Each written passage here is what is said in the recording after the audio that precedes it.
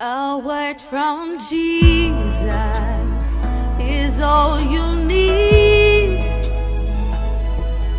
to breathe again, to live again. Chains are broken, God is revealed, raising leaders to transform the world. Dominion City welcomes you today. Dominion City, the place to be. Let's close. Get me a mic. Let me see if I ask questions, if it will help. I can do it in the morning session because I think you're fewer. And see. Okay, let's talk about conversion. Conversion starts with prayer, devotion, meditation, all of those, and then revelation comes out, which produces faith, boldness, conviction. And then out of it, communication starts. At the level of prayer, I'm generating the anointing, the power of the Spirit. At the level of revelation, I'm dealing with thoughts. You see how the thing converts? It starts with spirit and converts to thoughts and ideas. An example is Acts chapter 2, Joel chapter 2, Acts chapter 2. I will pour out my spirit upon all flesh, and your sons and daughters shall see visions. Your young men shall prophesy. So the anointing converts to revelation, visions, revelations. And then it converts to words. Because that's the next thing. The revelations that are thoughts and ideas convert to words. So let's do some tests. Pastor Steve wants to build a big church. 2,000-seater auditorium here in Atlanta.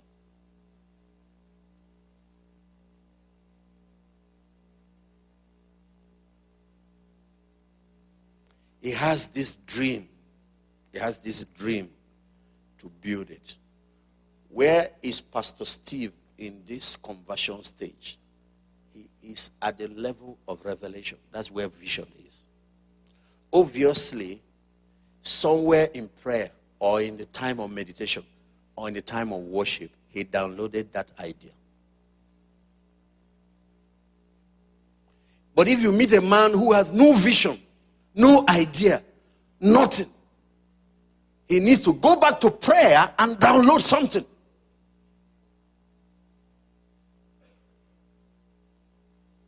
Until you create in the realm of thought, you have nothing to create in the physical. Okay, now the man has an idea, he has a vision. And then he comes to church and he starts talking about it. And he's communicating, trying to get people to join him so that they can do it. Where is he at the level of conversion? Who can tell me? Communication. The man is just one step away from finding that dream. In other words, somebody else has a vision and an idea, but you are not communicating. Because a vision that is not communicated is a seed that is not planted. It is during vision sharing and communication that you are going to impregnate other people and stir other people up to join you to make it happen. Because you are not going to be able to do that alone. The Bible says, write the vision, make it plain upon tables. When you get it in form of idea or thoughts, put it down on paper. When you put it down on paper, you have crystallized it. As time go on, you will get further ideas that will make that vision brighter. It will make it clearer. But somewhere along the line, you need to begin to communicate, to share the vision with passion. As you share it, it will catch other people.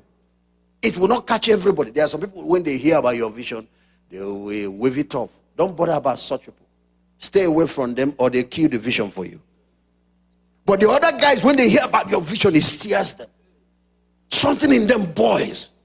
They want to be part of it. Network with such people. And then you start building a team. They are vision killers. You must stay away from them. Whatever God has put in you, there are other people that he has put interest in for that stuff. Whatever gift or talent God has given to you, there is somebody that is going to notice it. And yet there will be other people around you who don't care. That's why if you're a Mary, you are pregnant with Jesus, find you Elizabeth who is pregnant with John. Because Jesus and John are partners in destiny. And when you find you Elizabeth, the two visions stir each other up. He said, when I heard the salutation of your voice, the baby in my womb leaped for joy. I know how to dictate people who cause my baby to leap. I know how to dictate them. Those are my destiny partners. John might be from another family, I might be from another family, he might be from another country, I might be from Africa. But once I hear the sound of that voice and it stirs me, I say, that's it. That's my Elizabeth. That's the midwife that will help me bring forth this thing successfully.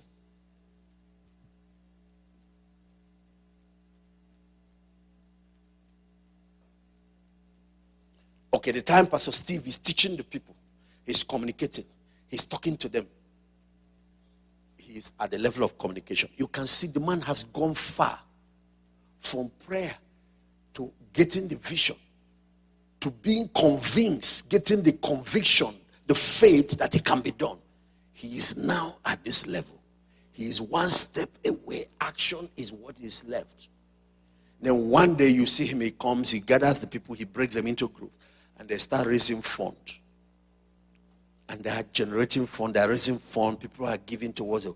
What is he doing at that time? Is he still at communication or action? Action. Then he meets a team of architects and they design this thing in his mind. What is he doing? Is he still at communication or action? Action. And one day they are negotiating with the bank to bring some of the money so that the bank will finance the remaining thing. Where is he? Is he still at communication or action? Action. He completes the process of action. The building exists. Most of what you're praying to God for, that's what you need to do.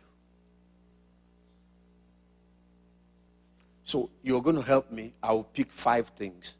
You help me talk about some of the things you need to do to convert it. Let me pick a very simple one. Knowledge, wisdom. God has given us a sound mind.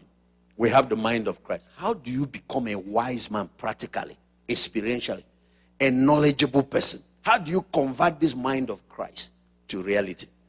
You become wise, intellectually sound, and loaded. Get the mic. Let them help me. What is one of the keys to converting wisdom or revelation or knowledge? Yes? Doc, try. Let's start with you. Prayer. Prayer is the mother of revelation. So,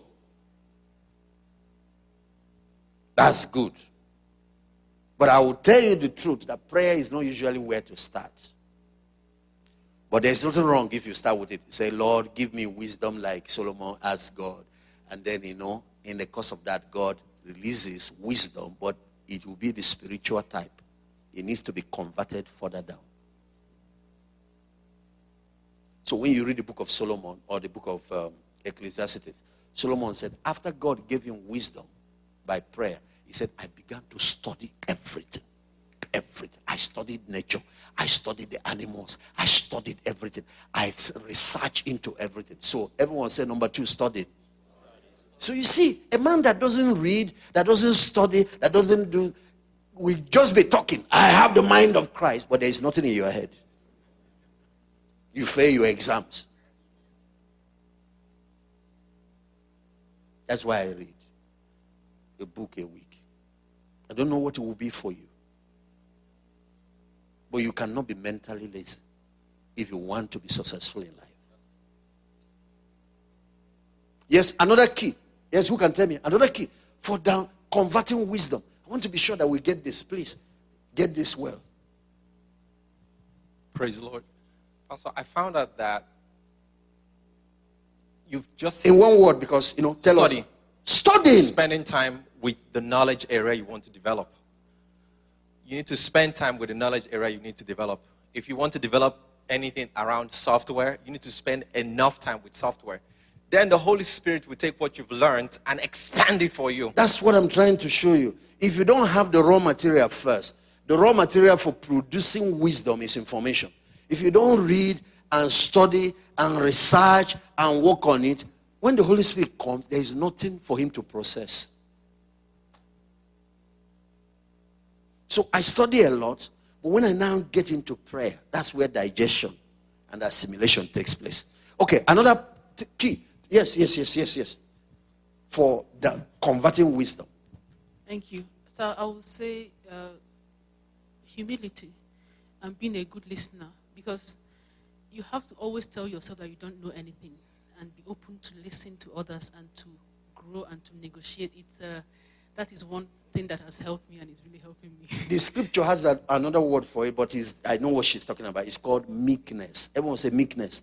Meekness is to be teachable. It's an attitude, to always have an attitude of learning, attitude of teachability, attitude of willing to learn, or never thinking that you have arrived.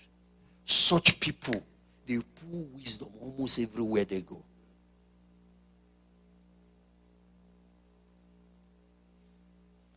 In other words, if you're unteachable, you're undermining your own destiny. Yes, another, yes. I would say association with like minds. Is there in the scripture? The wisest man wrote it, that he that walketh with a wise man shall be. So wisdom can be tapped into through association. One of the things that has helped me. Because wisdom can be observed. You see how the guy, you might not go to Harvard, but then you are Bill Gates' friend who didn't go to university per se, and you hang around him, you watch how he does his business, how he thinks, and you end up building a company that beats the best brains that come out from Harvard. Is wisdom transferred by association? Stop hanging around failures. I'm not saying you shouldn't minister to them. You shouldn't extend. You can be kind to people. Be kind to the poor. But that doesn't mean you should go and live with the poor.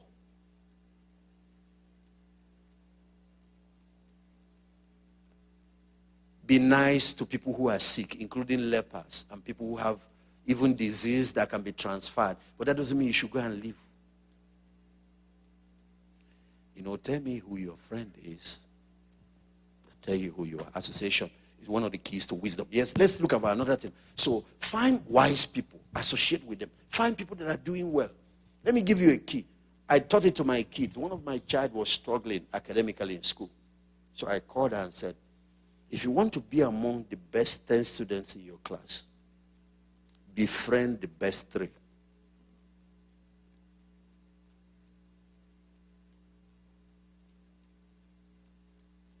Then if you want to be among the best 3, befriend the best student.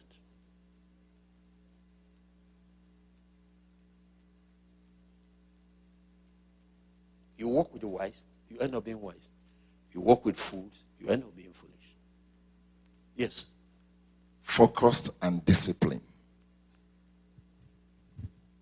Keys to wisdom. Okay. If you say keys to success, I will take that. For wisdom now, I'm not quite sure. Success, yes. Okay. There's somebody here, yes. Need to have a vision. Keys to wisdom. Success, yes. Wisdom. You can have vision and still lack wisdom. What helps us convert wisdom? You need to have strong mentorship. Mentorship. Mentorship. Show me your mentor. I can tell you how you will end. Joshua, the son of Nun, was filled with the spirit of wisdom because of Moses that trained him. Yes, another one, and I'll close with that. Yes, somebody's here. So, I'm taking yesterday's message, showing you in different areas what Christians are not doing, they're only praying. Yes? Changing the habits. Training. Is that what you said? What? Changing of habits. Okay, changing of habits, success. That's one of the ways to combat success. But for wisdom, unless you're talking about the habits of the mind, like learning and all of that. But training, going for training. See how you've been sitting down here. He's telling me that you want to be a very wise person. Yes, sir. It's true. Go for training. You hear me, I talk about every now and then, there is no year in my life since I learned that I don't go for training. This year I've done 2 courses, short courses. There is no year. One day you will hear that I'm in Harvard. So every weekend I'll fly over here and come and preach. Monday I'm back to. You hear that I'm in Harvard. Of course, you know what will happen. We'll start a church in Boston.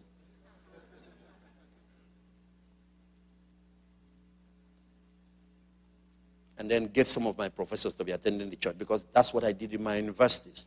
The people that were teaching me in the school, they will come on Sunday for me to teach them spiritual development. Then they will teach me mental development.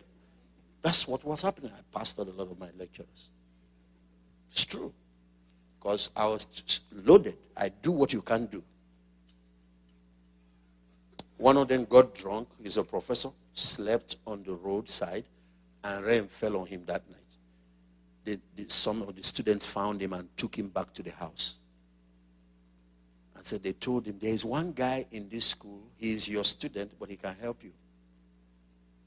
Because he can cast that devil out of you. And the man reacted, are you trying to insult me? That I have a devil inside me? He says, sir, anytime you have a compulsive behavior that you can't control again, it has gone beyond.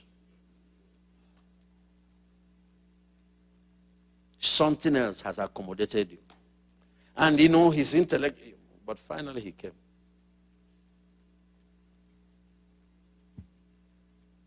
I have one of my lecturers, they can have a child. And intellectualism cannot handle that. But I have access to some other degrees that can take care of that. So that's why it's called degree. You just have a degree of knowledge. They give you PhD. Don't be fooled. You only know an area. You don't know other areas.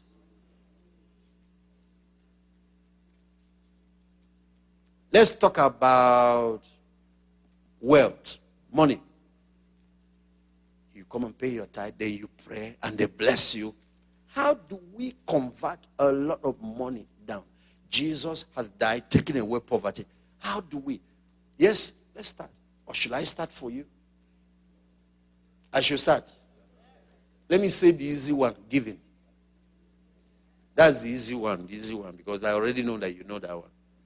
You need to tithe and you need to give, because there are 2 dimensions to money.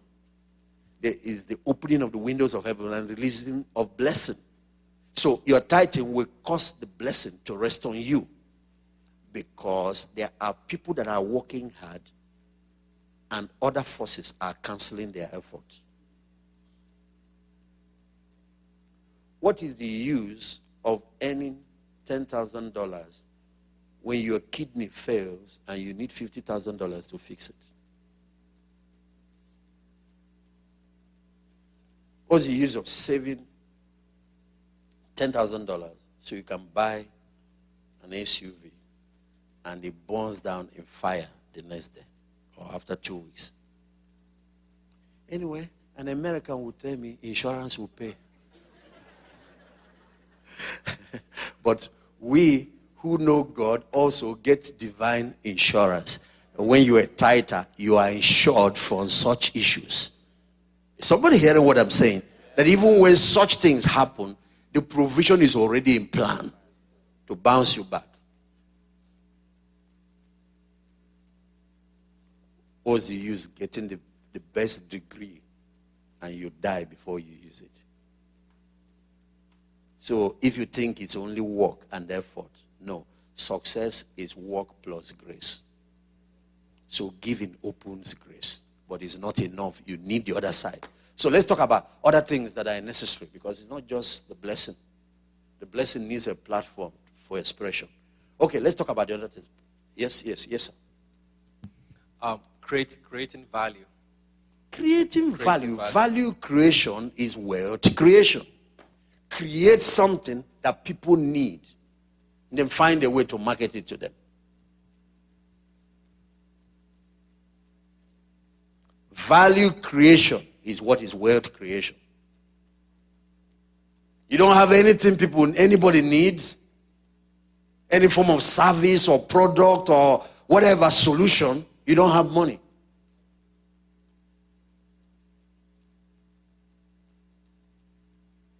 So where does wealth creation start? It starts at a point called problem analysis. Well, they call it market analysis. What you do is you study your environment. How many people live in Atlanta? Who has an idea? I always Google such things. I always check. It tells me my market. You do market analysis. And the first thing, what you need to extract from the environment or the market are the problem. Two types of. First, problems that are not being solved or nobody is servicing. So you look around, you don't find businesses taking care of it. Second is problems that are being poorly served. And usually I tell people you go from imitation to originality. You can start with the ones that are being poorly served if you want. Me, I usually like to carve my own niche where nobody can. Before you get there, I've moved on again. So, but for people, some of the starters might not have all the resource to. So you can start with something that is being poorly served.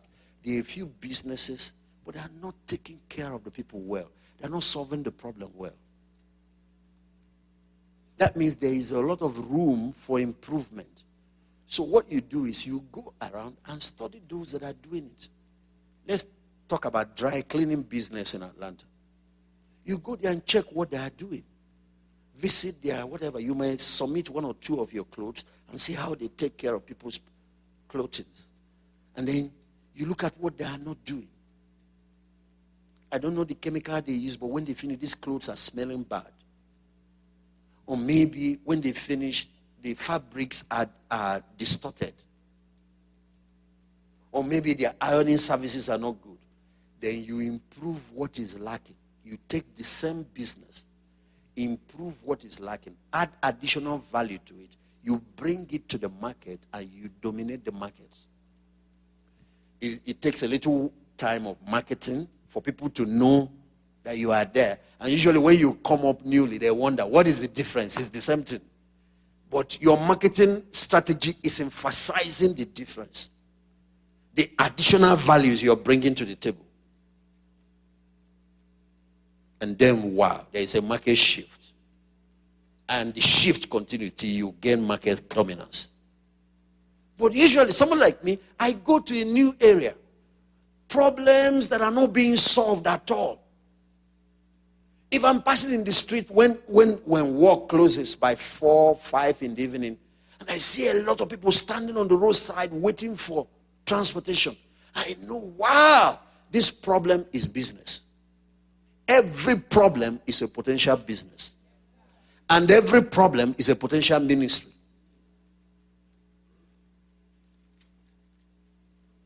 Because, you know, if I come into Atlanta now to build a church and plant a church, and I'm going to be here for 3 years, I'm going to be offering what no church here offers. You see the kind of things I'm teaching? You can't find it in Creflo, all these your big names. You can't. Because you sit under me 6 months, you start doing things, you'll be shocked. People wonder back home and say, is this how Christianity is? How come nobody told us? How come nobody showed us? And that's why it doesn't matter who is the big guy or who is not the big guy. A few months passes, people find out what we're doing, there is a shift. Why? Because of value delivery. You don't open a ministry or pastor a church just to be talking. You study the problems of the people. People don't have jobs. Marriages are breaking up. The young people are looking for love. They can't find. You go to somewhere like California or Hollywood to plant a church in Hollywood. You study the entertainers. You study these guys. What are their problems? They get depressed. Then they're on drugs like Michael Jackson. Then they end up dying and all of that. You ask yourself, what do I have? Can I solve this problem of depression? Can I solve the problem of drug addiction? Can I solve the problem of helping people find love? Can I solve the problem of relationship lasting? Are there things? And you now end up creating value, solutions.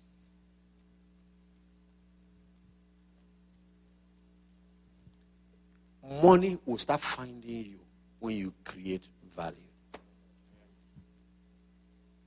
There might be some marketing. We might have to initially start doing hand-based, start convincing them, because people will not just know that you have it. People have problems, but they need to know that this man has the solution. So there might be some buying of TV airtime or radio airtime, and then after a while, but the most effective is word of mouth. People that have been impacted, going out to tell other people. There is nothing that works like it. One good, satisfied customer can create many other ones for you. Is somebody hearing what I'm saying? That's how Christianity grows. You can't stop Dominion City from growing because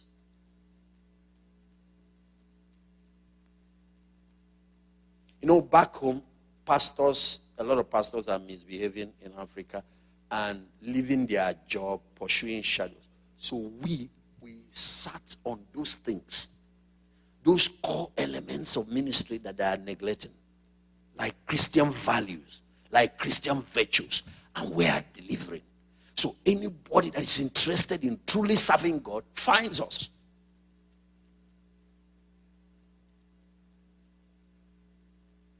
And they are in their millions.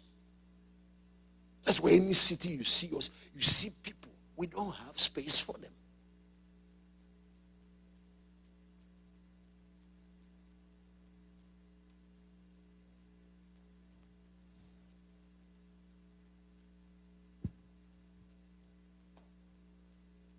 I need two more things that can help you create wealth. Yes? Yes. Oh, no, you said something. Let's see.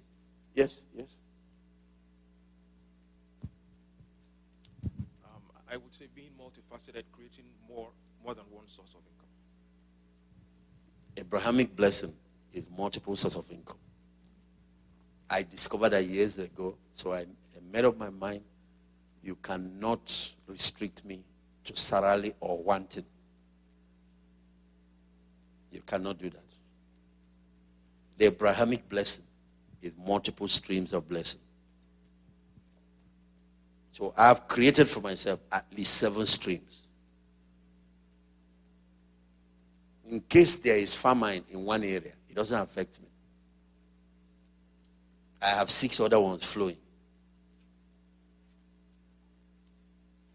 But usually you start with one and develop it well before you can do this. Yes, ma'am.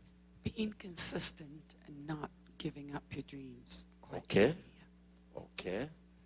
Okay. That's if you're doing the right thing. If you're traveling on the wrong road, don't be consistent. Turn back and go and ask somebody the direction.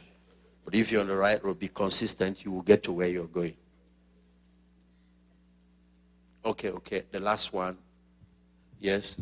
There are a lot of practical things you guys are not touching. You are not touching the practical things. Money is not a mystery. Yes. I think mine aligned with her as to being a risk taker and set your mind straight. If you fall, get up and do it again, and just profess it. Okay. In entrepreneurship and wealth creation, you have to take risk, but take calculated risk. But you have to be a risk taker. It's true. But you are talking about the philosophical side of wealth. I'm looking for practical things. Yes. Pray for others and yourself. And pray for everybody. No, prayer is not the key to money. Prayer is key to idea.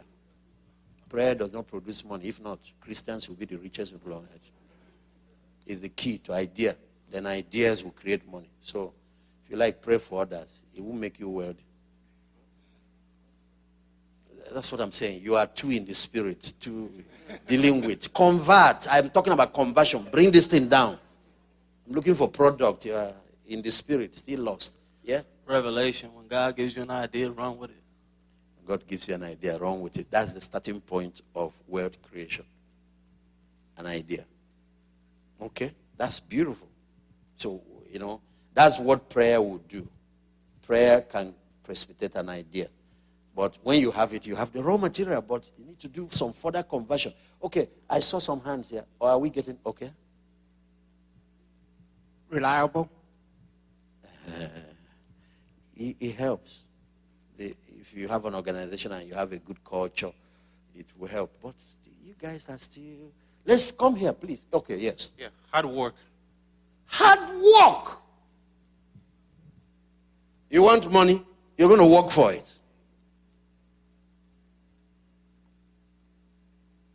Yes, sir, doc. As a medical doctor, you are among the high-earning guys. How do you make money? We work hard, but this man comes to Nigeria. Last time he came with an idea and conscripted me into it to develop an estate. He brought some white guys from Europe. You are a doctor. Why are you not staying with just medicine? Why are you trying to build houses? Multiple streams. Okay, part of it is multiple streams, but in world creation, what he's doing is to start businesses. He's working and he's being paid. But the guy is starting businesses. I'm looking at practical things now. Start a business. Are there some things they need in your... Okay, finish. Communicate and collaborate. Okay. These are some of the... Team building. Team building is very important. These are part of the intellectual side, the organizational side of, it's true. Very true. What you're saying is true. Develop a product. It's not hard. Let me tell you, somebody sat in my meeting and I was teaching on conversion. And 2 days after, the guy asked to see me and he brought a product. I don't know how to describe it for you. In Nigeria, we call it gari. It's a kind of cassava flour. But it's designed in such a way that all you need to do is pour water in it, not hot water, normal water, and you start drinking it. You start eating it. It's food, packaged.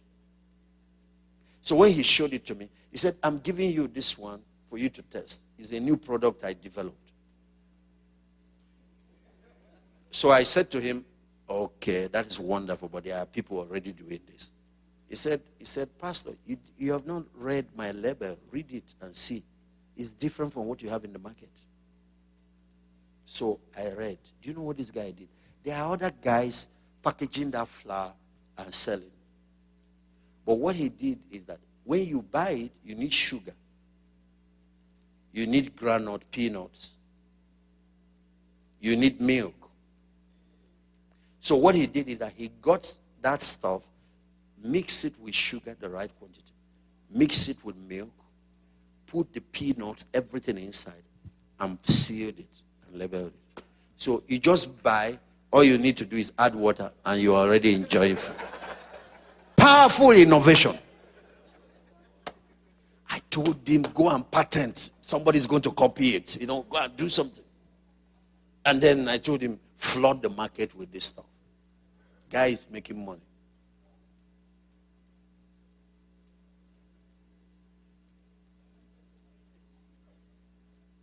That's what we mean by product creation. You look at the problems of people. People need this stuff. Design something. Do you know you can look at these jeans? Okay, we've been wearing this type. Is there another design that I can do for ladies? Don't you see some of these ones that show the hips and then curve this way? It's somebody that created. He saw the straight jeans and saw that, okay, let me do something that will bring out the figure of the ladies. I don't know if it's a good stuff, but I'm telling you about how people create ideas. See how she's dressed, looking neat, which I believe that's how a Christian woman should dress. See how she is. But another person looks at you. She's pretty. Says, she needs to show some of this stuff. So let's design this shirt that will go down, show some parts here, show whatever here. Let the ladies wear it.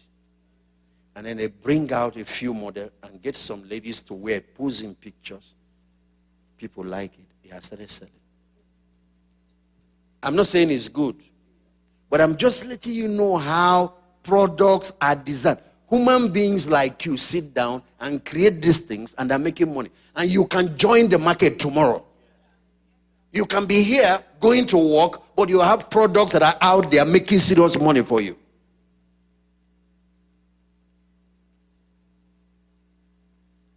And you know, sometimes you don't do much. You come out there, they design it like one lady that is doing so much. I learned that Michelle Obama has worn about 3 of her clothes. She takes, Americans now have appetite for African attire. Have you noticed? It seems to be the trend now. So sometimes they mix it up, design it this way. And she started it back home. Moved it to Accra, mixed Ghanaian attires with Nigeria, and then finally got her way into London, and then got her way into New York. And now she designs for your first lady. Where is your own passion and your own gifting? Product creation. Other people don't create products, they create services. Things that you will always be needing. So somebody creates a product, they create a service around it. Some people believe that service-oriented companies make more money than the product. Because, let me give you an example. You buy Samsung, that's a product, Samsung phone, Galaxy. I've paid for it once. But what service companies? MTN, you have MTN here? Eh? Verizon. Which other one? AT&T. The AT&T company does not, it's possible that they also sell phone, but I don't know. The main thing they sell that gives them their money is services. So you're always paying. They sell this 30 minutes of airtime for you. You burn it, you come back again. Why don't you find something that people will always be using and design it? It might be household stuff. It might be food that people eat. It might be whatever. Make sure it's something that they like in the environment where you are.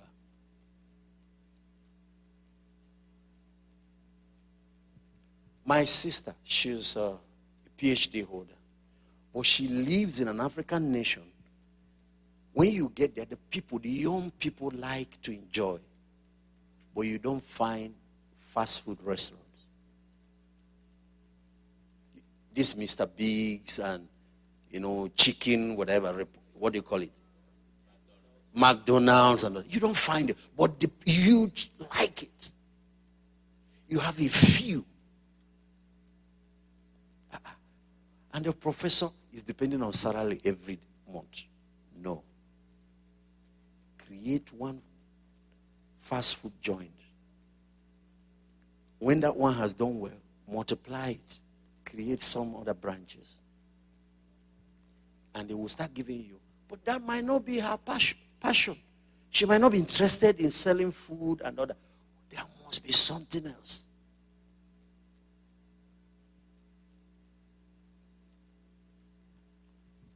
Money is not a mystery. Money is attached to a value you've created. And then there's these guys, they don't create anything. All they do is stand in the middle and market what you have created to those that need it. Everyone say marketing. There's a guy that is doing wonders in my country now. He just created internet marketing platform. Any product you have, you hook in on the website, advertise it, show. And he's not charging you for bringing the product. Then the man that needs it comes up there and buys it, and he collects his cut. It's when he sells that you pay. Because he is one that collects the money and pay you. So he collects the money and take his own cut and pay you. People are going there. He is the fastest selling machine right now in my country.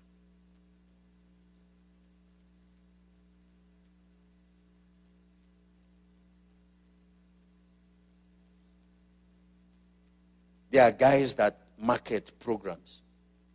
You have a program, Dominion Convention. How many people do you want to attend? You tell him. He will multiply the number by 10, and they will take the hand and go and market it for you. You pay. Marketing is big business. Connecting the product to the people that need it.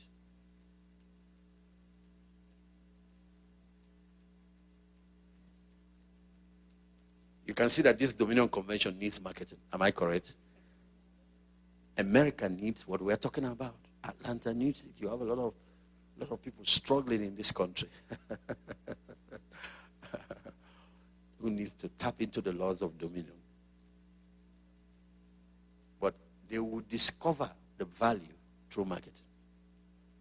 And marketing is somebody's business. Okay, let's end with favor. Relationship success, because a lot of people are having problems in relationships. What are the principles of converting favor and improving the quality of your relationships and improving? Let's end with that one because, I'm told that morning sessions are training sessions and that you can do 2 or 3, Is that what you've been doing? So that you can, let's end with this one.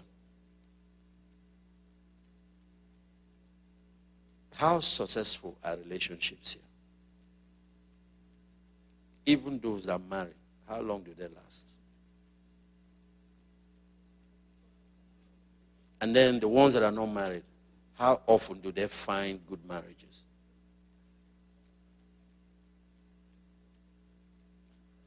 Uncle Jeff, let me see your hand. There's nothing on it. You are still searching? Yes, sir.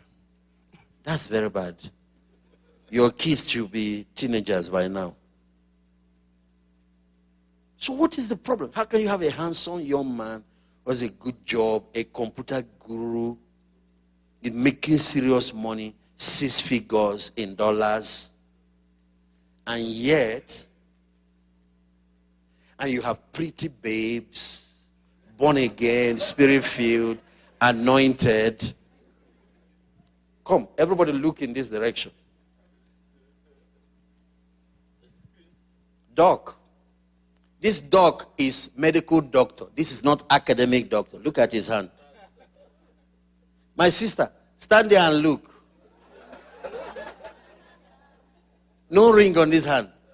This guy is wealthy. If I tell you how much money this guy has given me, free. This guy, they are trying to draft him to come and become a minister in my country. He's a medical doctor. He's been practicing for years. He's also an investor.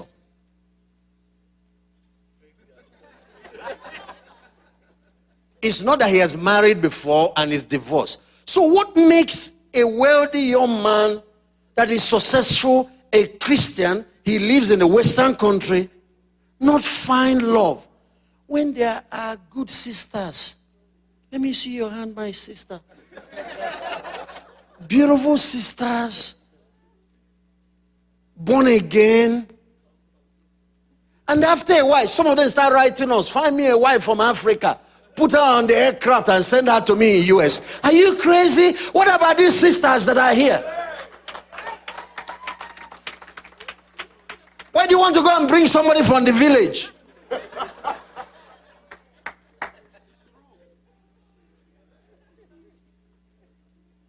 brother, you're a Latino. You know, Latinos are better. You guys are doing better than the average American. The Latinos, the African, the Chinese, the Indians, they are doing better. Their family system is more together. You have value for family and community. American culture is destroying the family system. But I can't see any ring on your hand. I lost it, actually. Okay. You lost the ring or you lost the babe? I lost the ring, not the babe. Is she still alive? Yes, she is. Huh? You are separated. Okay, what do you mean that you lost? Okay, the ring, not the woman. Congratulations, I will have conducted another wedding this morning.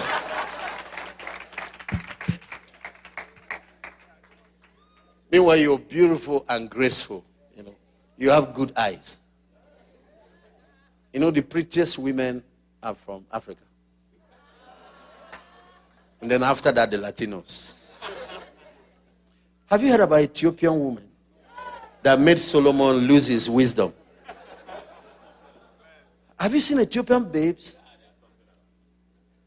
But the Latinos are hotter.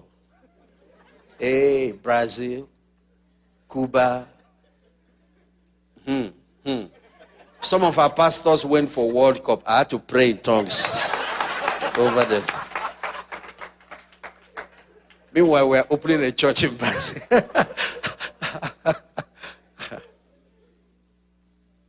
Latinos, I think God made them after he rested. He took some extra time. The Shakiras and JLOs.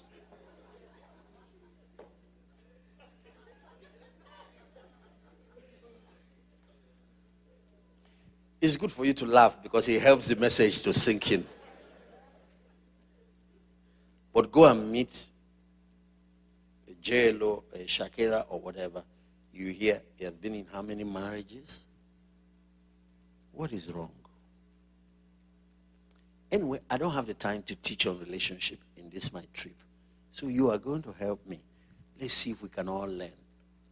5 ingredients we convert that can help make our relationship stronger, more lasting, and those that have not found, help them find. Who can start? Yes, please get a mic here. You see, so let's not leave the spiritual things. You have prayed, you've asked God, but there are behavioral changes that needs to occur if that prayer will work. Yes, my dear. Communication. Communication. Communication. Relationship is communication, communication, communication. Communication, communication, communication. If that stuff is going to work. Yes, my dear. Yes, sir. I would say just being able to know your role. Okay, knowing your roles. Correct. Yes, it's true. There are male and female roles in marriage. There are male and female roles. There are male and female roles. In the traditional family, the man is supposed to be the breadwinner, and the wife is supposed to be the manager of the wealth. But now, in the industrialized society where the women go to work, the man goes to work, roles have changed. So he has created new demands. Then if your wife goes to work and comes back by 8 in the evening, some of the things we enjoy in Africa, where the lady stays and she cooks for the man, you can't demand for all that. Because you have transferred part of your responsibility to her. That means you have to share partly her responsibility. You have to also help. It's the truth. That's just the truth. That is just the truth.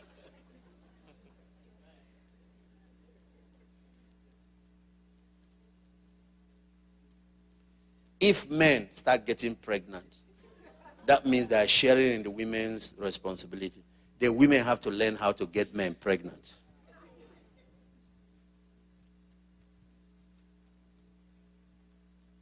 The so-called development has also distorted some of the structure of the family system. So it demands for adjustments.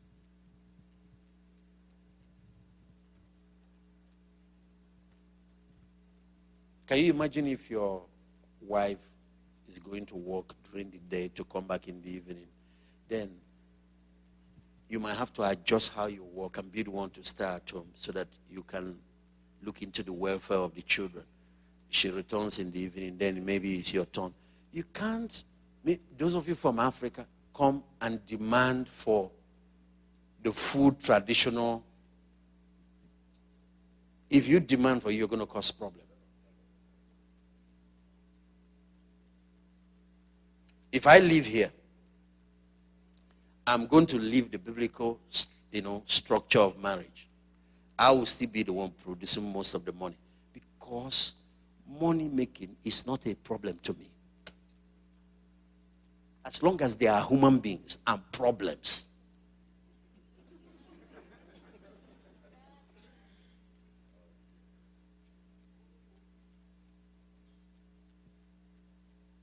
So I'm going to create a system where she will work to play the supportive role and not give her the full responsibility. Supportive. The reason is because I value the upbringing of the children. That's why I'm thinking like this. So that she will also have enough time to give to the kids. Once the kids leave the nest, she wants to go and be the president, I will support her. Be the leader of the party. Be the chairman of her company. 150% support. So that at the end of the day, later years of our life, we can look back and be happy. Are you understanding what I'm saying? But that is me because of my own values. That is shaped by the scripture. To me, money is not everything. Family is more important than money. The way the children turn out is more important. I'm thinking about you, Doc. From the little I learned, it looks like your work is structured in such a way that it gives you some times. And it rotates. You don't work the same hours every day throughout the week. Sometimes you are at home. That kind of work allows you. So I like it. But you don't understand. In Lagos, there are people, women, that leave their house by 5 a.m. because they have to beat the traffic in the morning. And they get to work by 7 something. So they carry a little baby and drop in a nursery school. 5:30 a.m. in the morning. And then they finish, they close by 8 in the night. They get into the traffic for 2 hours. And they're going to get home by 10 p.m. And that's when the mother is going to see that baby that was dropped by 5 in the morning. No, my friend. I don't love money that much that I'm willing to destroy the life of my child. No. So, different people, different things. But you've got to, that's where communication comes in. We look at our family values. My wife and I sat down and defined our family values. 5 major things that govern our family. And we declared what the vision is. We want to raise very successful young men and women from that house. We want to raise presidents for our country, senators, university professors, doctors, and all of that. And children that are morally sound. So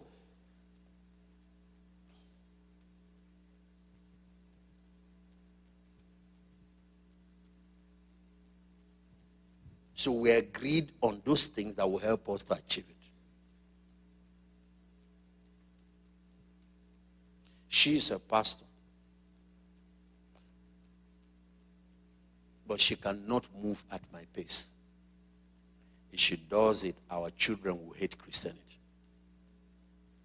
She can't travel at my pace now. But, my kids, a couple of them are teenagers, and some of them, one is getting ready to go to the university now, and all. They finish exiting. She can go and take the whole world now. No problem.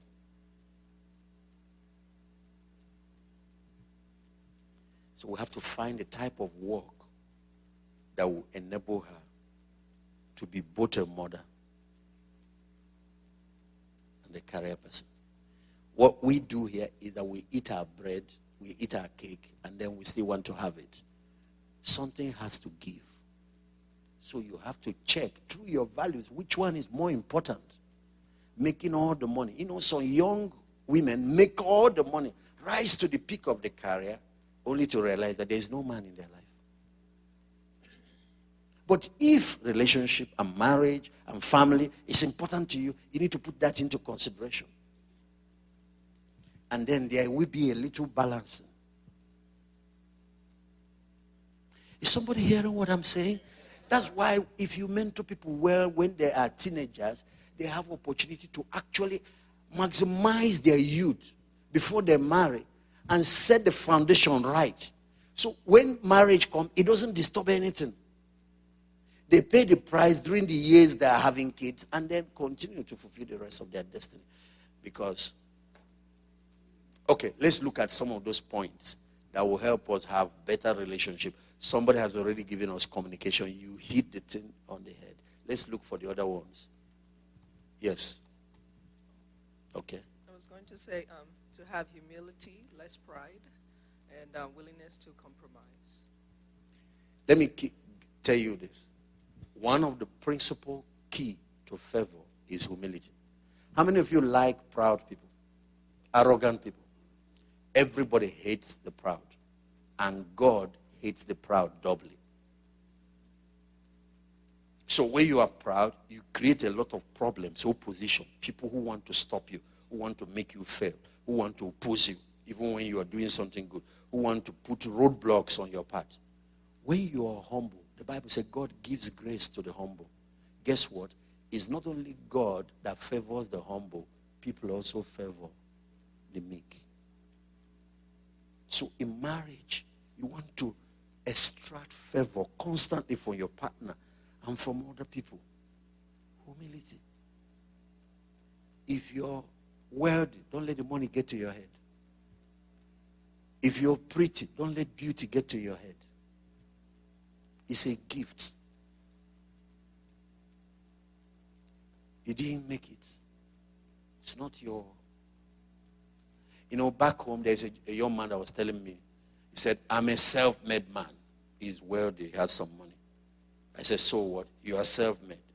I said, the air you breathe, who made it? The talent you used to create the money, who gave it to you? The brains that you have for creating innovation and all the things you're doing, who gave it to you? I said, do you know, I don't know if you have them here in US, but at home, there are people that when they wake up in the morning, they step into the highway. Their own brain leads them to the dustbin. They go and find trash. They start eating it. Their own brain tells them to remove their clothes. And they are walking around dangling all the stuff in the street. We call them mad people. They are crazy. You think it's hard for you to be like that? All it takes is one small virus in your computer here. Somebody gave you your talent, gave you everything, gave you the planet Earth, gave you the atmosphere, gave you the rainfall, gave you the raw materials with which you are creating what you are creating. That person deserves thank you from you. So I'm a God-made man, not a self-made man.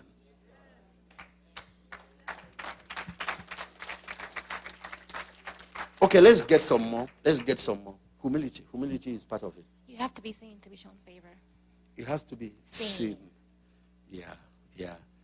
Especially for singles. For singles, especially.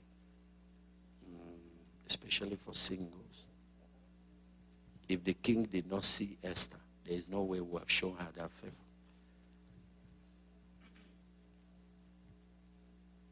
I don't want to work on that so much, but especially for singles.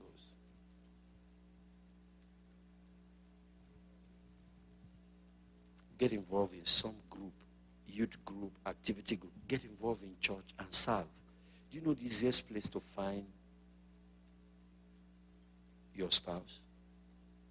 First, church. Second, your school. Some of us have missed the opportunity. You go into an university. The university I went to had 30,000 students every time. That's where I found my wife. You sit there for 4 years. Some of us miss the opportunity. Second, church. Third is workplace. So when you are in an organization working, be careful what you're doing. You gossip around. That is the advertisement you're giving to yourself. You sleep around. After a while, the guys meet. Because that's what happens. The guys go to drink and they talk about the girls. You know, I know you girls sometimes talk about the guys, but the guys talk about you girls. And then they mention this girl, and they find out that the girl has moved from this guy to this guy. You have lost the market. You've just killed yourself there. Even if you want to date and be intimately involved, why don't you stick to one person? At least we know that the only person you're offending is God. Not that you're also damaging your destiny here.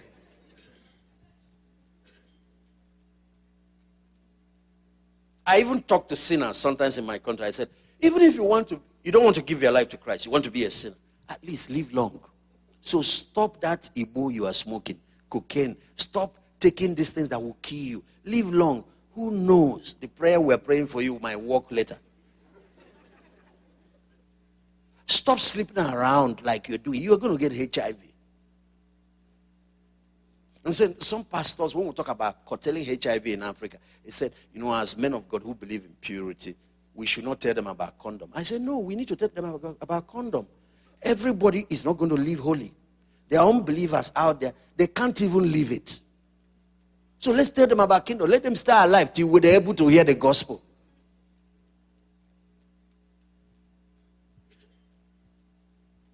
So, can you see that? Because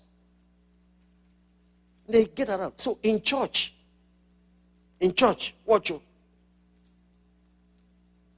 You hang around from this brother to the other brother. You are testing the brothers. And then there are some that go beyond. They also drink pastoral juice.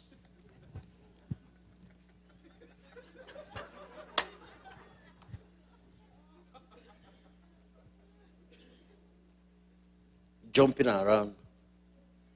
Guess what happens? You destroy the market. Because what you're doing is self-marketing, self-branding. Is what you are saying. I'm Mary Magdalene, but I came to church with my 7 demons. They have not left. I still have them. So even if you're Jesus, if you're available, I'm ready to take it.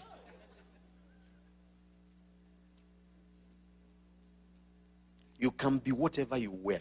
But when you come to Christ, learn decency. It's part of the laws of favor. Excuse me, think about it. You go to a shop to buy something, and they bring 2 Samsung. They say, this one has been used by 7 customers. But they brought it back to the shop. But this one is brand new, it's in a packet. It's not being opened. And you're going to pay. Which one will you pay for? The new one. The brand new one. Why don't you buy the one that has been used by 7 guys? They use it, you don't know what they can do to it.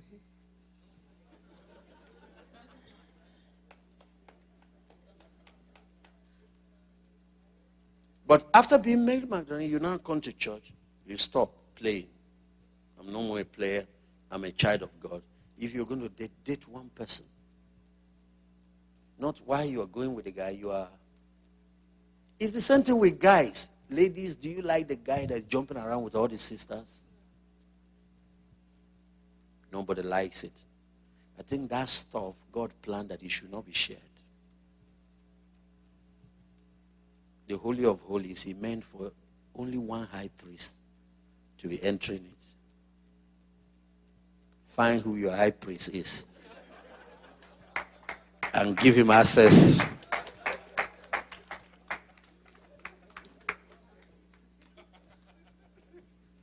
That's why this dog is not still married. I brought him, one time we said, yeah, find girls, get to the capital city. Look at a lot of beautiful girls there. And then he hung around these politicians for a while. he called me. He took off to Northern Ireland. He said, Pastor, all the girls in Nigeria are spoiled. I said, it's not true. He said, because he was hanging around the politicians. He saw how they play with girls. How they distribute them like human resources. They are distributing it like natural resources. So he thought, no. If you want to find good girls, come to church. You remember coming to America? The guy was wise. Came to America looking for girls, went to Manhattan, went to Queens, went to clubs, went to barber shop. Finally, he came to church. But in the church too, he met crazy girls. Because we have them too. But once you come to Jesus, calm your demons. Carry all of them, tie them, and put them in a cage. Tie them, put them in prison. You don't know how to tie them, ask the pastors to get them out of you. So you can become an asset somebody will need to collect. Are you hearing what I'm saying? It's not necessarily about being a virgin. That's not the point. It's about being kingdom cultured.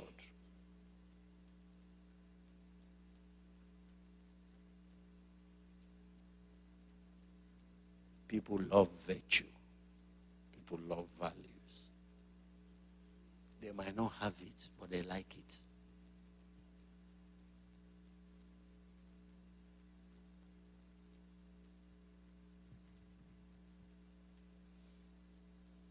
Okay, let it be that at least, people have respect for a girl because she was dating this guy, but somehow their relationship didn't work out. And she's now available, and you meet her. People have respect for that. It's not her fault that the relationship didn't work out. But it's different from when she's jumping up and down everywhere. The person that will lose is the player. Because men chase women for two reasons. They chase them for the hunt. And they chase them for keeps. So when they find players, they chase them. Who does not want what is free? And they eat the cake. When they finish, they go. But when they find virtuous women, they chase them to keep. They chase the other ones to hunt as a game. It's fun. Sleep with them, sleep with them, sleep with them, and keep going.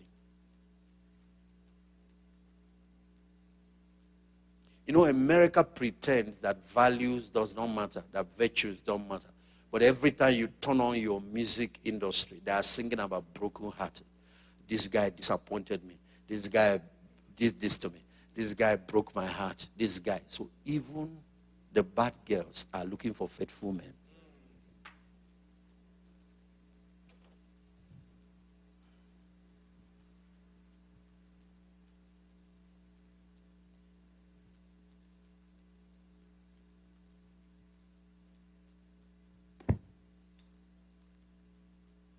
Okay, three more. Yes. Well, the sister over there said to be single, which I was always told to have a life. To have a life. Bring a life. Very important. Don't be clingy, and where if your partner and you somehow, God forbid, was to split up, you don't lose yourself because you had a life when you came into the relationship. And another thing Very important. Another thing I believe, you must nurture your partner, build each other up, support each other in truth. If you don't agree with something, you let them know. But you build them up. You nurture their ideas. You stand behind them.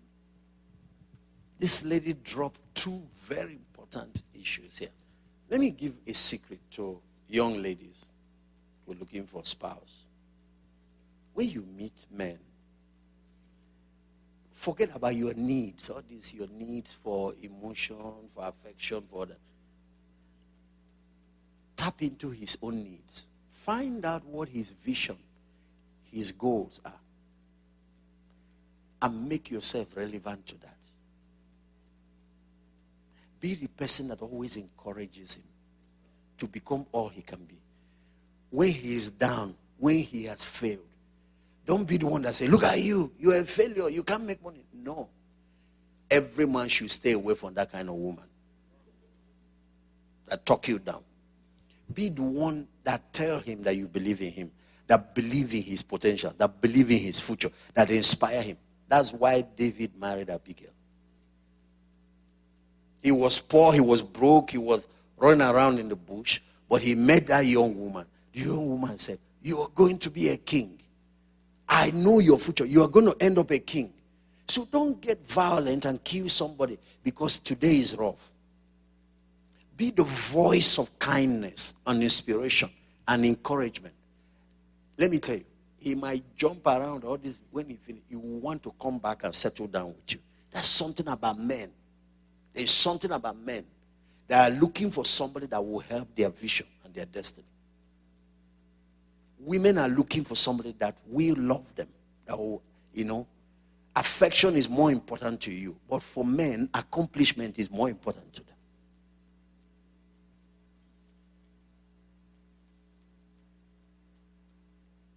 Make yourself an asset to his vision. And you do it and pretend that you're... Just do it and be like you. There's a tape we did. It's called The Rules of Engagement. Is it here in US?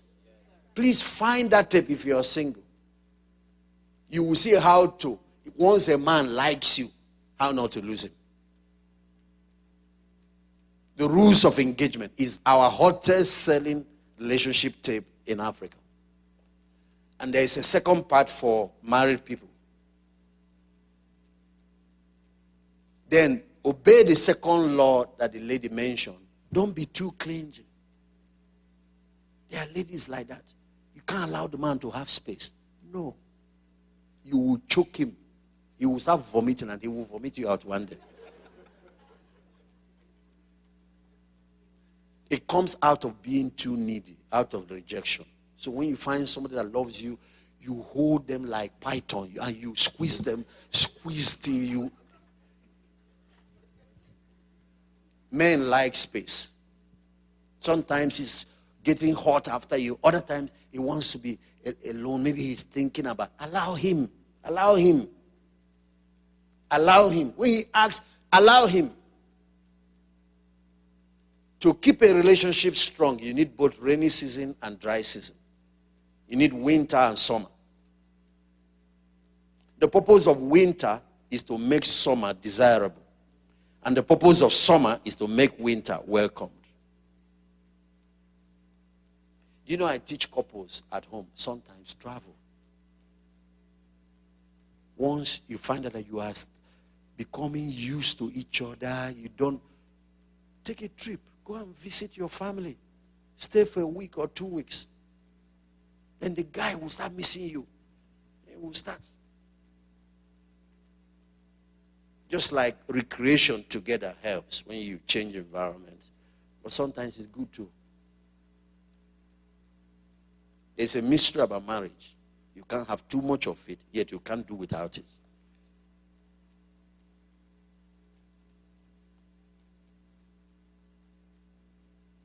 So have a life. Very important. Find something you can be doing and be busy. Men chase busy women. And they will be complaining. I don't have enough. You don't have enough time for me. You know that he really is on the chase. Then you make some time, and treat him nice. He starts getting tired. I haven't seen you. Our company has been doing so much sales and marketing, and I've been the one driving all this. Wow, he starts missing you again. That's the rule. Anyway. Final one. Relationship. Yes, my dear. Yes, okay. Let's hear it. So for me, I think know each other background, know where you guys came from, can be one of the key. Oh, it's very important too. It's very important. Oh, I don't have the time, but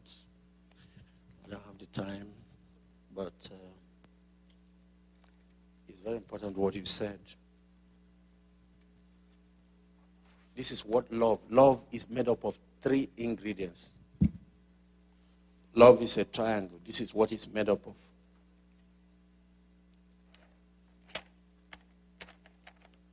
Here is P. Here is I. And here is C.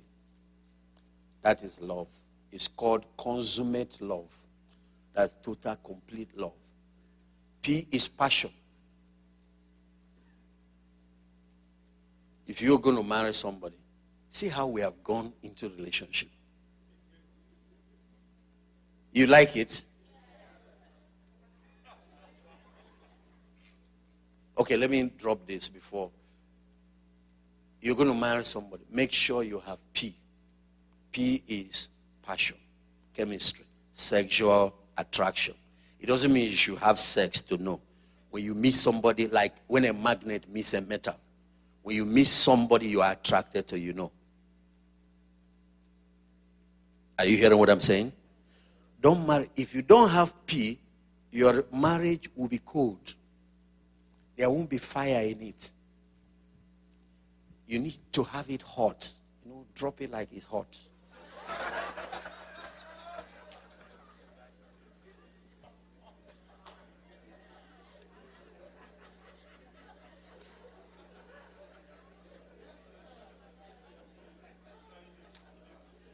Inside marriage, I said.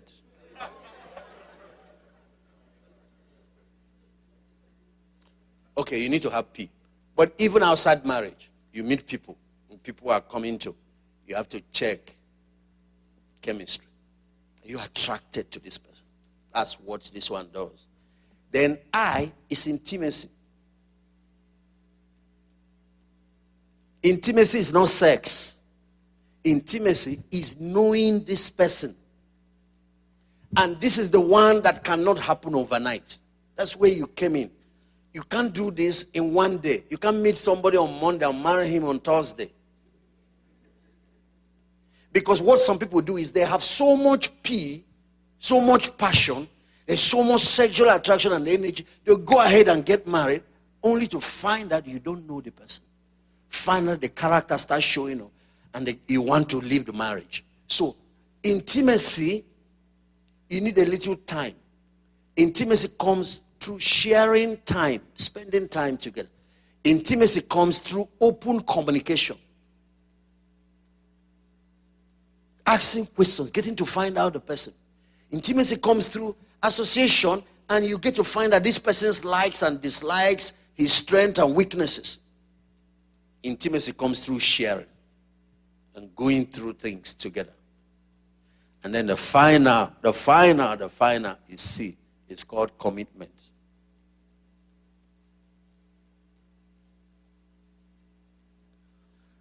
C. Then you know that your love is complete. Commitment.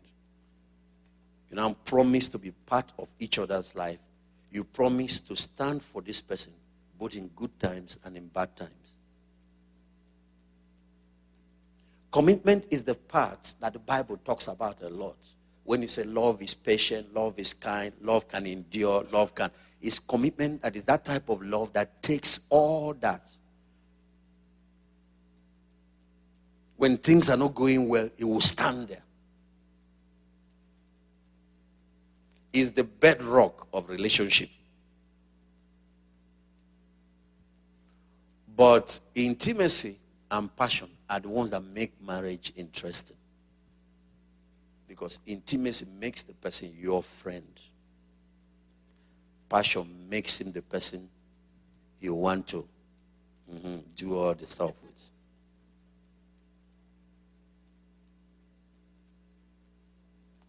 So the law of marriage states that you must have a minimum of 2 to start building a strong relationship. If you build on one of them, your marriage will crash. You can't build on only commitment, no intimacy. You commit yourself to somebody you don't know. You can't build on only intimacy because there are people that are your friend, but you're not attracted to them. You can't build on only passion. That is Hollywood love. They're married today. 2 weeks that are divorced or 2 years that are divorced, because it's all sex and chemistry. It's all physical attraction. There is no commitment.